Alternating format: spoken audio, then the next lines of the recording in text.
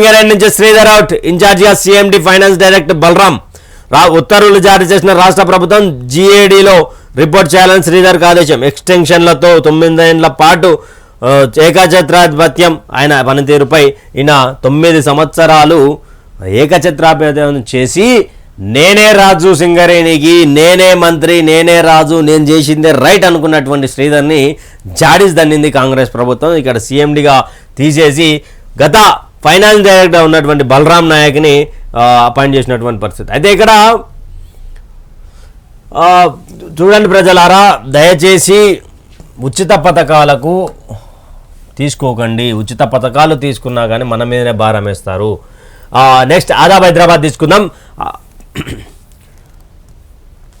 మానవ జాతి గుణపాఠం నేర్చుకోవాల్సిందే. కాలం ఎవరి కోసమో ఆగదు. గడిచిన ఒక్క క్షణమైనా ఎంత ధనం గుమ్మరించినా వెనక్కి తేలేం. పాలకు పాలితులకైనా రోజుకి 24 గంటలే.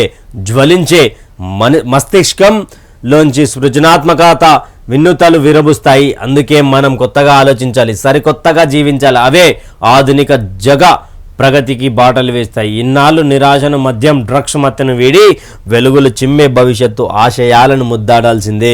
సంకల్ప బలంతో ఆంగ్ల సంవత్సరంను 2024 ఆహ్వానిద్దామంటే దామోదరన్ అంటే ఇది మానవ జాతి అనేది గుణపాఠం నేర్చుకోవాలి. పాలకులైనా ప్రజలైనా వాళ్ళందరికీ కలిసి 24 గంటలే ఉంటుంది, ఎవ్వరికి సమయం ఉండదు. ఎన్ని వేల కోట్లున్నా ఎంత డబ్బున్నా కాలం గడిచిన కాలాన్ని కొనలేమని ఆజ్కి బాత్ చెప్తా ఉంది. సో ఇక్కడ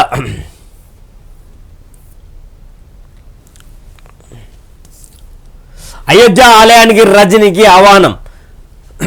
జనవరి 22న మధ్యాహ్నం 12:20 పట్టాభిషేక కార్యక్రమం వివరాలు వెల్లడించిన బీజేపీ నేత అర్జునమూర్తి. ఒక హైందవవాది, ఒక భారతదేశంలోనే ఒక చరిత్ర కలిగినటువంటి హీరో రజనీకాంత్ గారికి శ్రీ అయోధ్య రామయ్య గారి ఆహ్వాన పత్రిక అందింది. అక్కడ సంబంధించినటువంటి బీజేపీ నేత ఆయనకి ఇవ్వడం, అక్కడ జనవరి 22 తారీఖు 12:20 పట్టాభిషేకం జరగబోతా ఉంది, మీరు రావాలి అంటూ కూడా ఆయనకు ఆహ్వానించినటువంటిది. మా బంధం దృఢమైనదే, భారత్ రష్యా అనుబంధం వెలకట్టలేనిది. ఈ బంధాన్ని ఎల్లప్పుడూ కొనసాగిస్తాం. రష్యా పర్యటనపై విదేశాంగ మంత్రి జయశంకర్. ఎస్, మా బంధం గొప్పదే, మా బంధం బలమైనదే, రష్యాతో భారత్ ఎప్పుడు కలిసే ఉంటుంది అని విదేశాంగ శాఖ మంత్రి జయశంకర్ మాట్లాడుతున్నటువంటి. ఎందుకంటే రష్యా ఉద్యమం ఉక్రెయిన్ మీద చేస్తున్నటువంటి టైంలో కూడా ఫోన్ చేసి అక్కడ 15 నిమిషాలు అక్కడ యుద్ధాన్ని ఆపినటువంటి చరిత్ర భారతదేశ నరేంద్ర మోడీకి దక్కుతుంది. అందుకే ఆయన అంత గట్టిగా చెప్తా ఉన్నాడు, ఎస్ మేము రష్యా కలిసే ఉన్నాం, మా బలం దృఢమైనదని కూడా ఆయన క్లియర్గా చెప్పుకుంటూ వస్తూ ఉన్నారు.